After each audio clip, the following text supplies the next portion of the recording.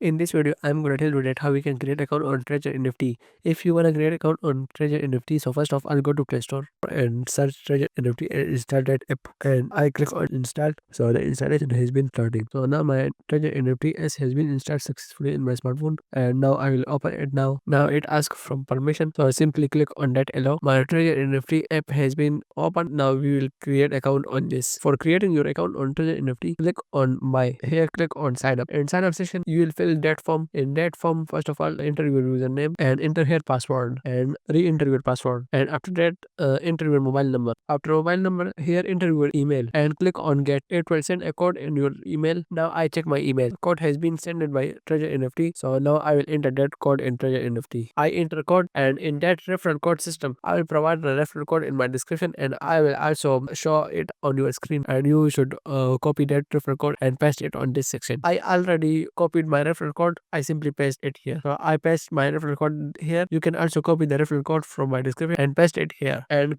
simply click on sign up. I clicked on sign up. Now my account has been created successfully. Now I go to my section. Here is showing my earn things. After that, you can start earning and you can use it for earning.